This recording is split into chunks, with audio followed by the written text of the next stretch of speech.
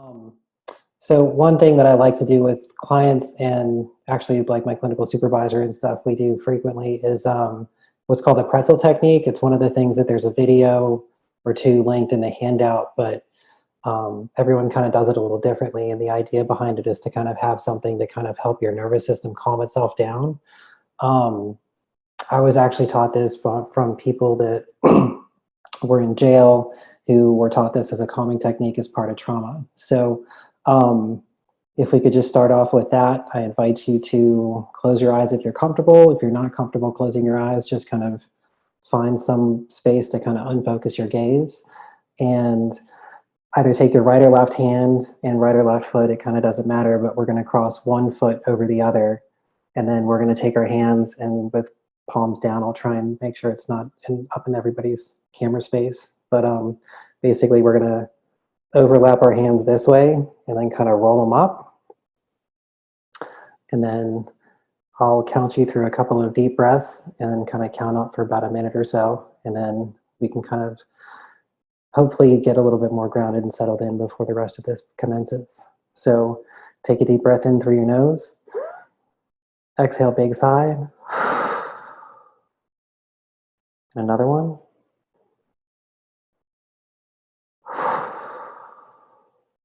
And we'll do two more.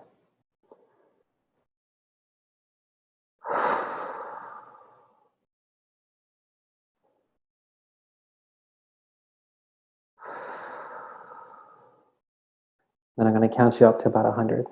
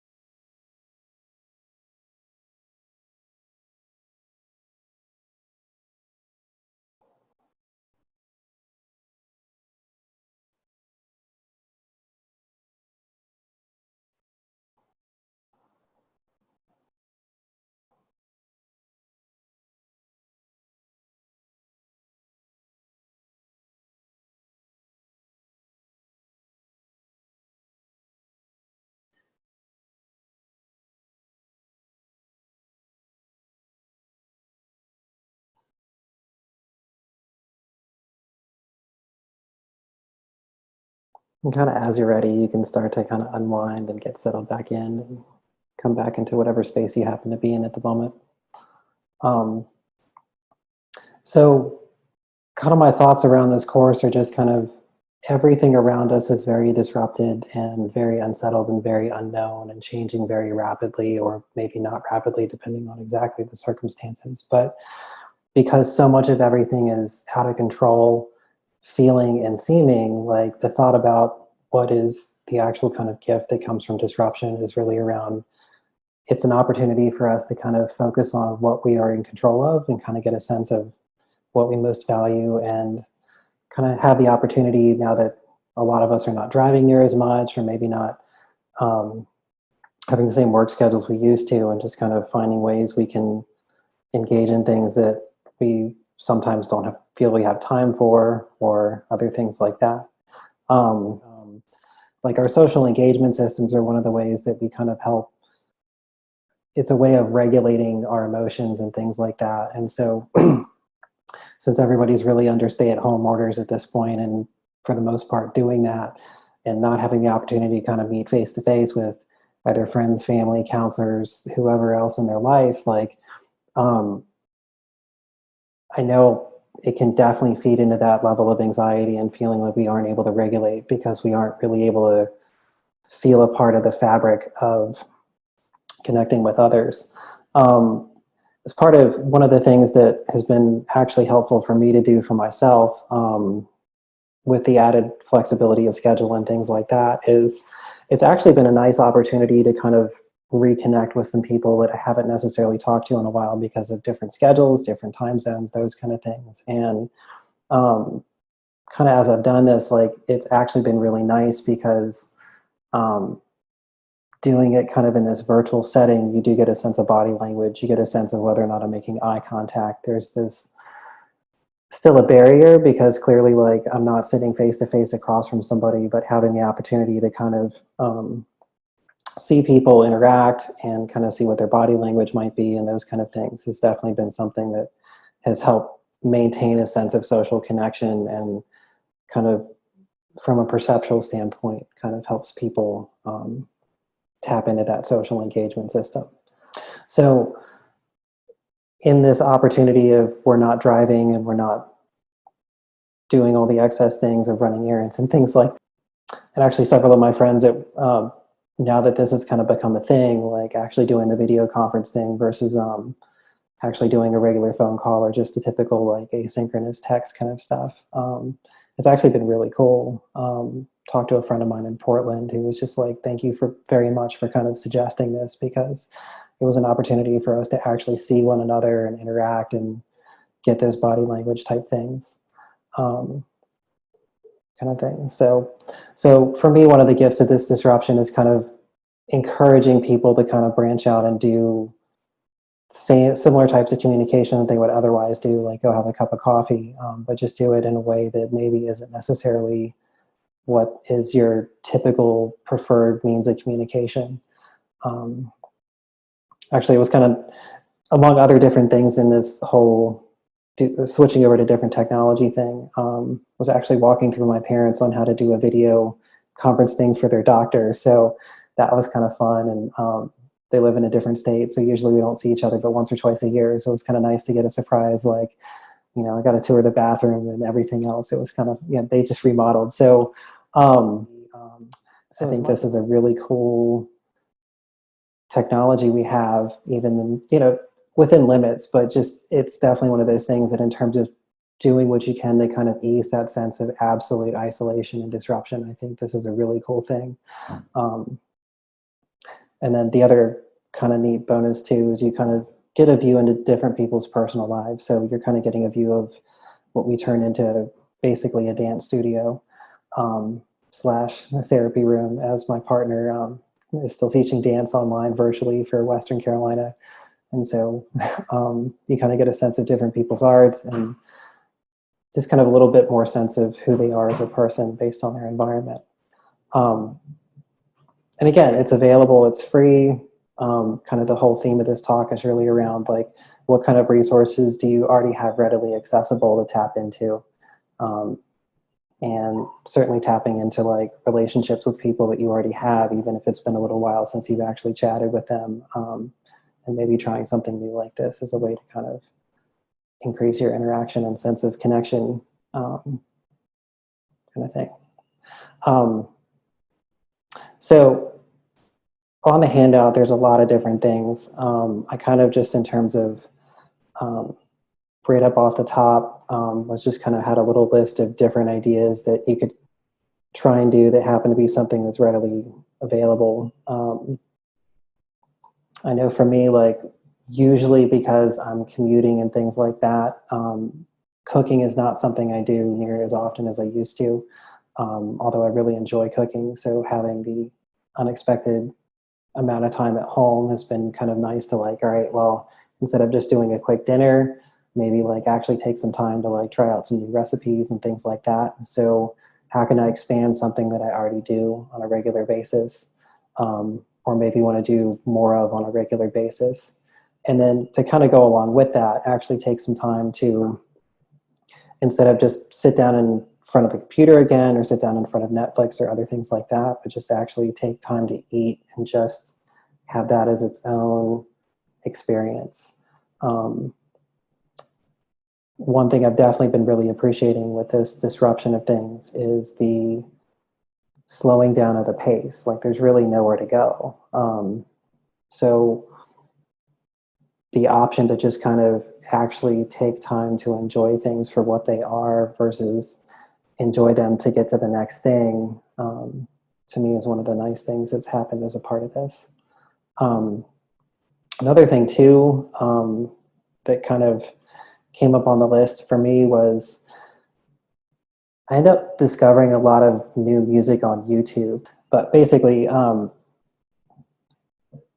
since I've not been in my car, I haven't really been trying out new music as often. And I've kind of realized this week I haven't actually been listening to near as much music. And for me, that's a very centering kind of activity. So I encourage people to kind of make use of the internet that's available and kind of use it to explore things that you already like, or maybe find new things in that same area that you happen to really enjoy. So other things that are available to do for sure, read a book. I was reading a couple articles, and I think one or two of them might be linked, talking about that engaging in things like reading a book versus, say, reading something on the internet or watching television. It's something that's a lot more activating as far as engaging more parts of your mind. And so as a result, if you're able to kind of like get past those initial moments of anxiety about things, you can actually like use that as a way to kind of calm the mind down by giving it something to really focus on. I'm sure I'm not the only one that has quite a few books on their bookshelf that they look really nice. I can't say I've ever read them.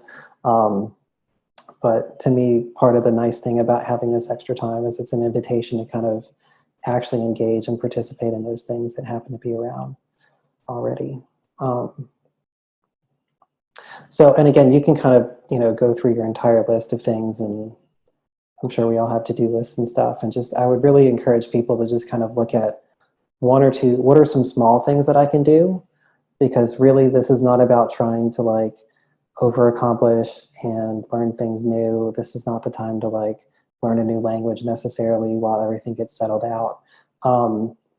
And I know culturally, like we're very much focused and fixated on things like being productive and being active. And there's plenty of ways to be active that don't require the added stress of, am I having to really absorb and learn, and be active in ways that are just kind of settling versus new sources of anxiety kind of thing. I mean, personally, I think it's really too soon to tell where we're going to be in 3 to 6 months. So as much as you can kind of look at what you already have available or things you already enjoy, that's kind of the big thing I would encourage most. I do have a couple other breathing exercises on here, and I'm happy to walk people through those if people are interested.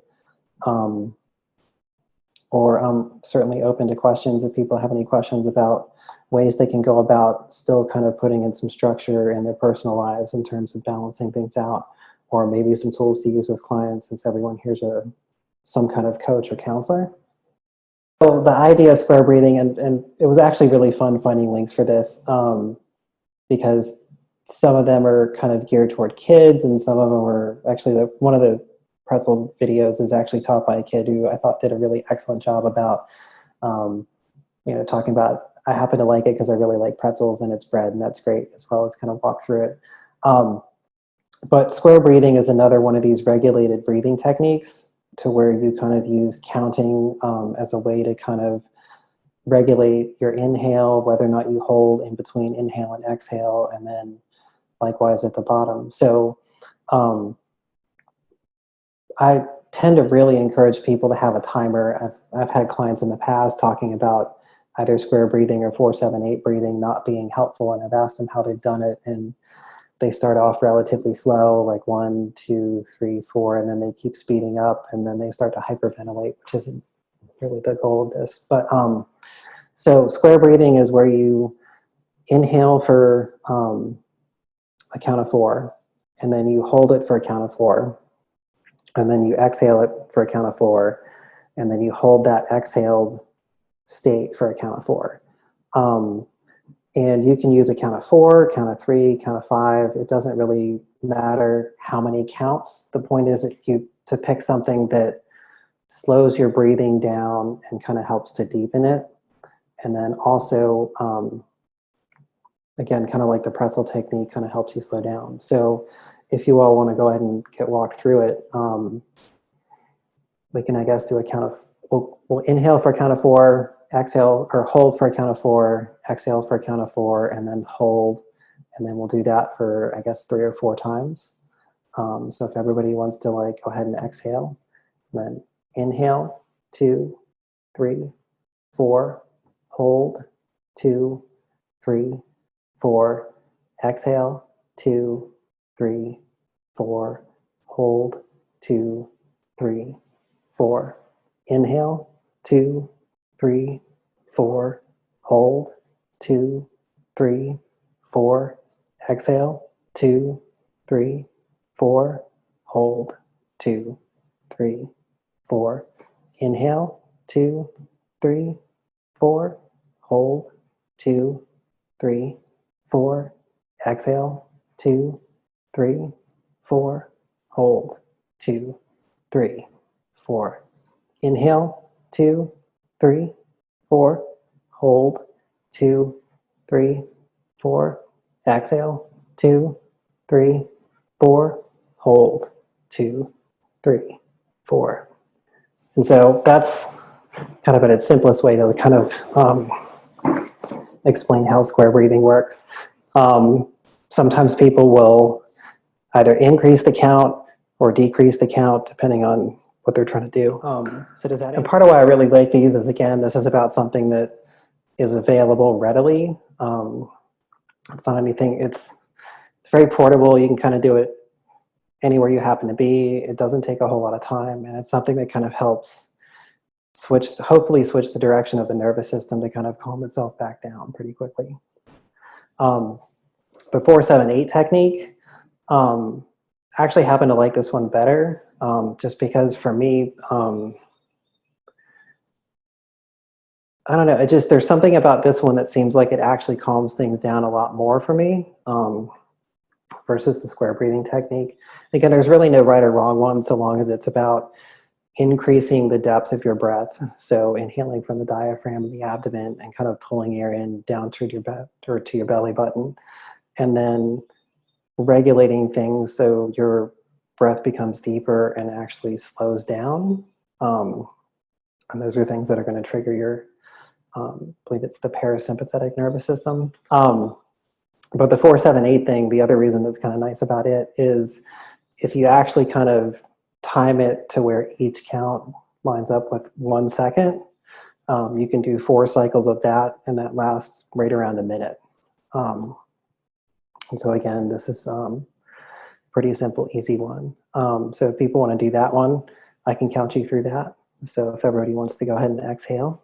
So inhale, 2, 3, 4, hold, 2, 3, 4, 5, 6, 7, exhale, 2, 3, 4, 5, 6, 7, inhale, 2, 3, 4, hold, 2, 3, 4, 5, 6, 7, exhale, 2, 3, 4, 5, 6, 7, 8, inhale, 2, 3, 4, hold, 2, 3, 4, exhale, 2, sorry, I'm kind of got lost in my count there.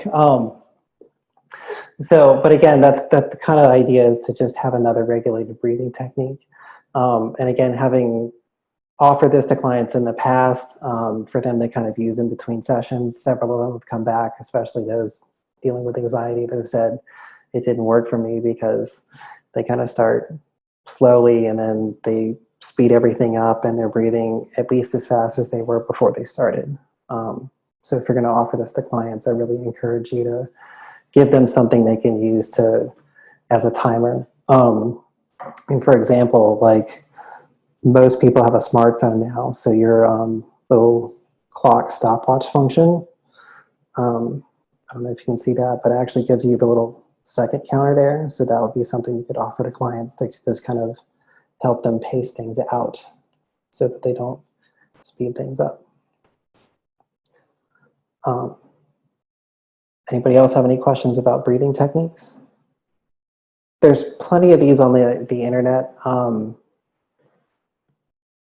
It was actually kind of interesting looking at all the different offerings of breathing techniques, even just for these, but pretty much anything that you can find that just kind of helps down-regulate your system is going to be the most helpful.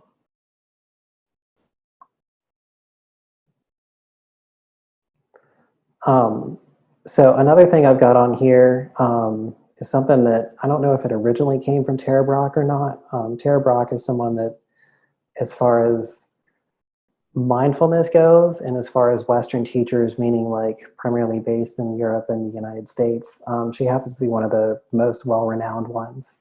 And one of her, at least adaptations of an acronym called RAIN, kind of walks through some basic mindfulness things in terms of a simple exercise that's easy to remember that doesn't happen to take a whole lot of time to do. So RAIN happens to be recognize what's happening. So just kind of taking a moment to slow down and kind of pay attention to what is going on and bring that into your awareness. Allow this experience to be what it is. Her word is investigate. I tend to prefer inquire, just for the simple reason that, like, investigate seems like we're going to kind of think our way things through and kind of, you know, go on a Sherlock Holmes adventure of detective work, whereas inquire is just kind of like a much softer, simpler asking of like, what's actually going on? And then the N stands for like nurture. So what can I do to kind of support myself through this experience? And again, there's plenty of different ways you can do this if you happen to sit down and slow it down. One thing that was offered by another therapist was to basically just sit down, close your eyes, put your hands on your heart, and just kind of name what your feelings and sensations are, which is a really simple thing to do, but it's also a really challenging thing to do, especially if you're like in a period of anxiety and things like that. So it's one of those I would encourage you to do when you feel like you can support yourself through that experience or have someone else around you that can support it.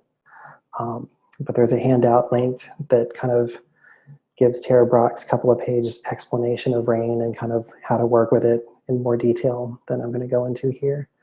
But if anyone has any questions about that, be happy to entertain them as well.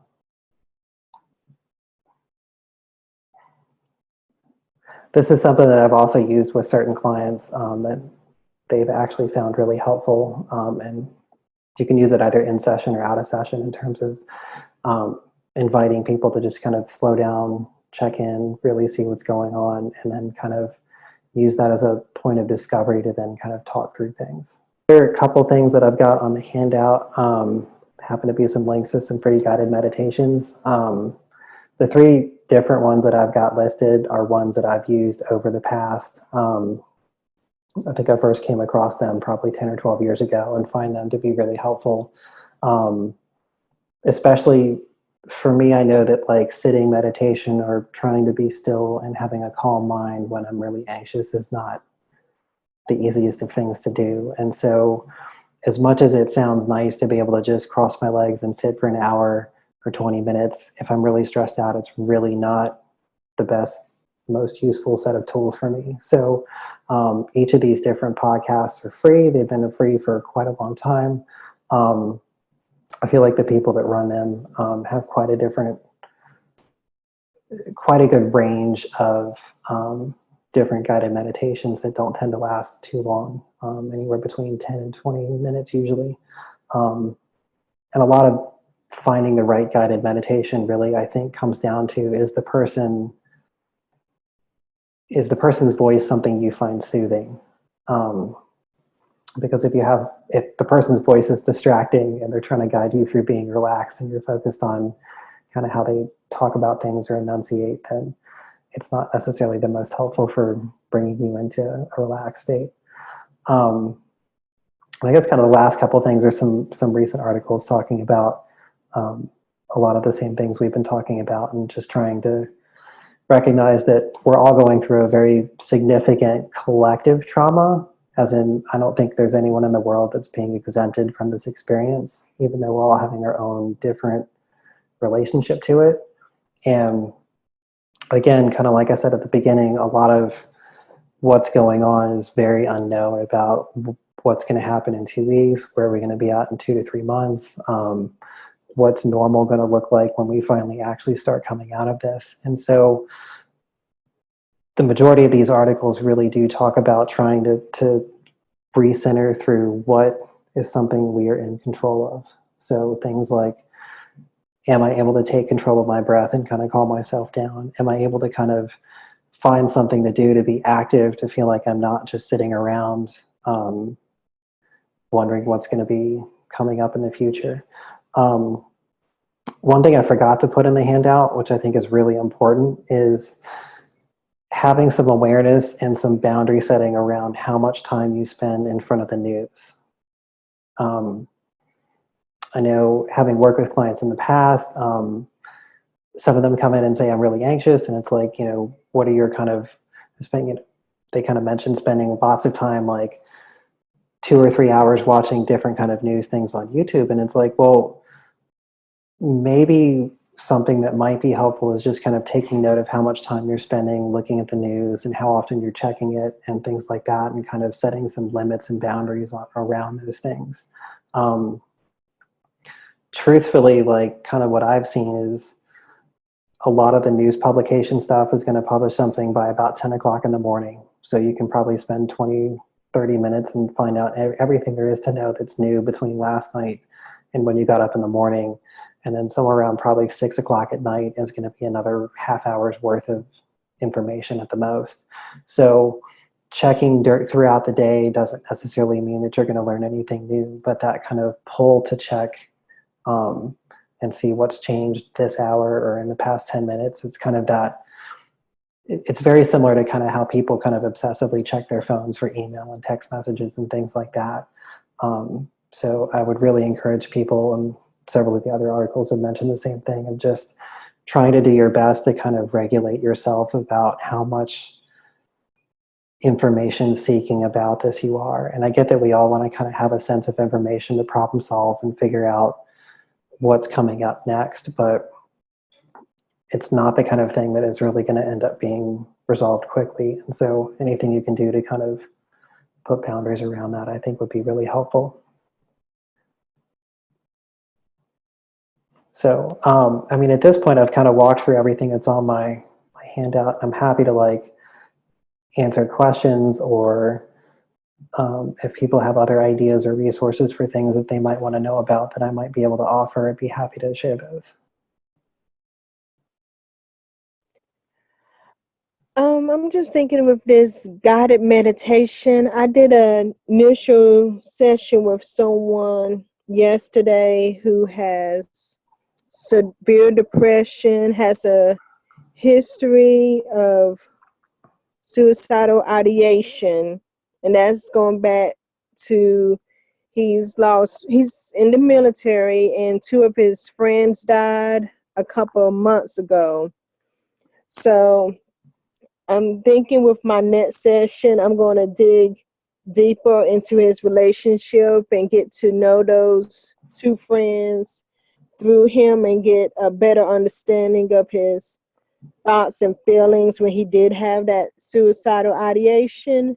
And I am wanting to leave it on a positive note, and also while giving him a skill to use on his own when he starts having those negative thoughts and emotions that are related to his friend's death. And I'm thinking about doing a meditation with him, because his place of peace is at home with his family, his dog and pup.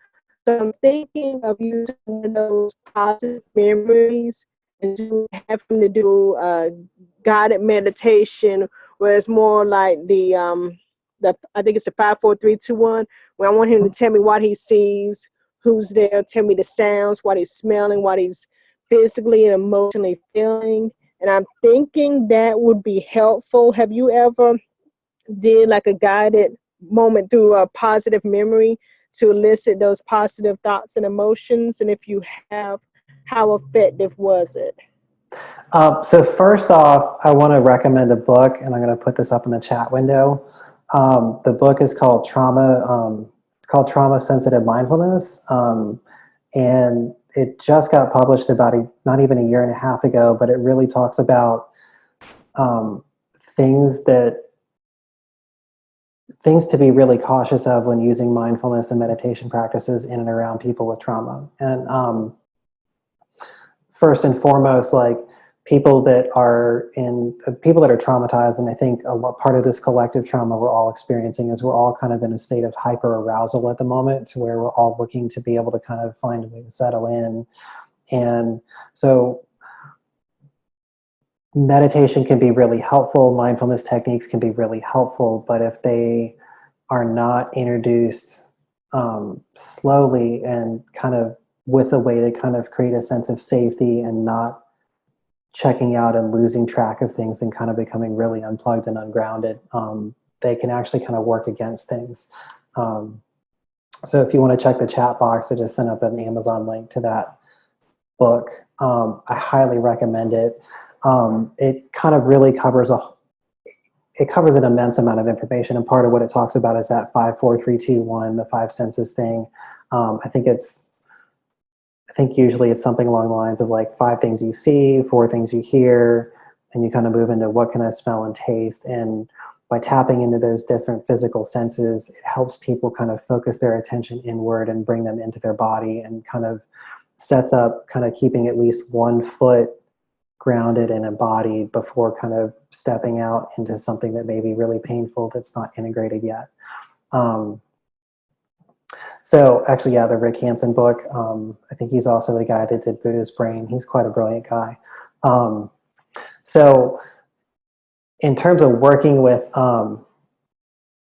clients that have a trauma background, yes, mindfulness can be a really helpful thing, but it's about making sure that they have a sense of being here and present, and know that they have a sense of safety to actually be here and now before you start getting into the work and introducing them to things that can invite them to just check out into, some headspace of some recall memory or something like that.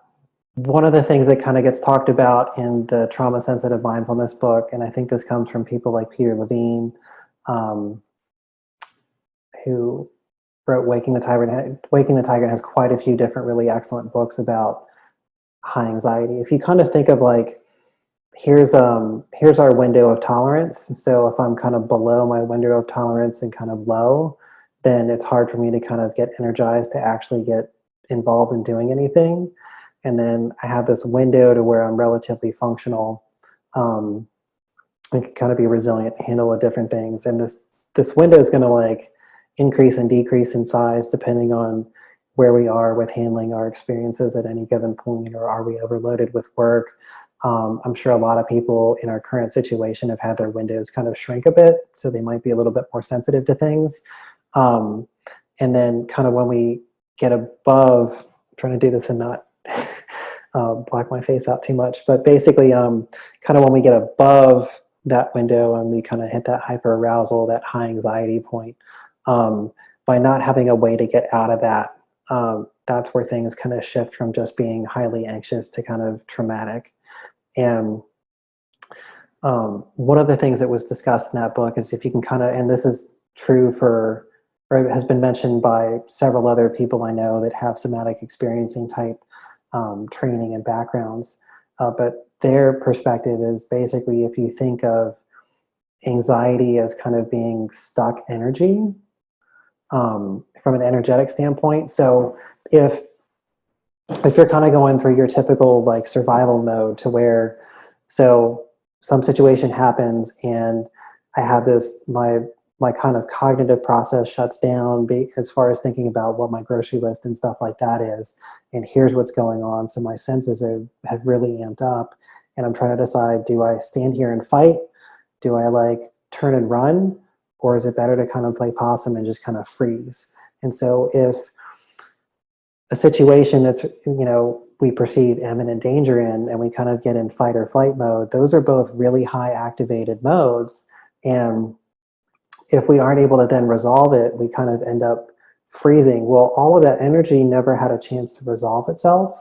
And so by not having a chance to resolve that energy, anytime that comes up, we kind of end up back in that highly energized state and then kind of get restuck because the energy needs to actually go somewhere. So as far as specifically, like, is there anything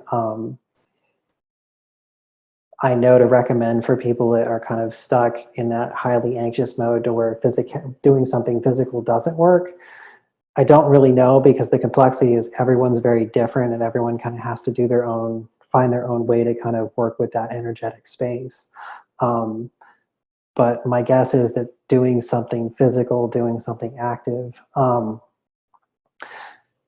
for me personally, like, I really find active meditation stuff to be much more helpful than sitting meditation.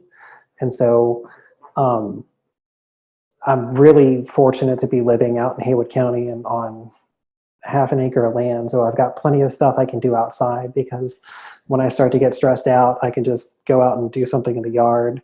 And that energy, that anxious energy, has somewhere to go.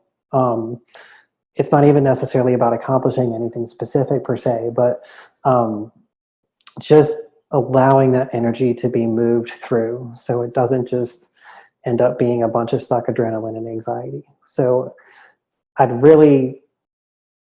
how I would try and work with somebody that seems like physicality stuff is not working, I would just try and find out from them, are there any activities they like to do? Are there anything that they can think of? Even going for a walk would be something that might be helpful in terms of helping to kind of like de-escalate that anxiety. Yeah, I think the consistent theme I've seen in reading quite a few different people and writing on this subject, and then just talking to different people that work in that whole somatic arena of things, is anything you can do to kind of invite the mind to come back into the present moment by using the body is going to be the most helpful in working to kind of disarm things. And I think part of why I really like active meditations is because I can very much get lost in my own thoughts. And by doing something that's active, to where it's like, even if it's just, I'm just going to do the dishes and focus on that, but just something has some component of activity that I can just focus my attention on, that's a here and now thing, consistently seems to be something that's really helpful in kind of putting some space between, here's what my experience is and here are all these overwhelming thoughts. Because it's not about really turning them off so much as just kind of creating a little space in there, and then kind of once you start expanding that space, then it's not overwhelming to have all of those thoughts. You just kind of recognize they're there, and you can kind of acknowledge they're there and things like that. So yeah, anything that works with the body to kind of help calm the mind. You could kind of think like, if you can calm the ocean that the boat's in, it's going to be a much more calm ride. Or if you can kind of build a more solid foundation, then you have a more stable house, kind of any one of those different metaphors that works for you. But the idea is to kind of calm the body, because it is a mind-body integrated system. And so to just work with the mind, and things like guided meditations for the most part work with just the mind part of things. You can kind of go the other route and kind of get the body involved to help invite the mind to calm itself down. So kind of on a final note, like, part of why I like the couple of breathing techniques and stuff offered is they're something that I know the more I've kind of used them, and kind of the hook is you kind of realize they are effective. So kind of as you try them out, especially when you're not super anxious, but maybe like a little bit anxious, there's something that in 1 to 2 minutes, you can kind of recenter yourself and kind of shift gears and kind of come back to like center. And so the more I've practiced these kind of things that are really short and simple, if I'm further up in an anxiety thing, I can kind of trust them to be probably, have some useful value to them and stuff. So maybe if, initially they were effective in this kind of range, then they might be effective in this kind of range now. So, and again, it's just about finding what works for you. So again, really glad to do this.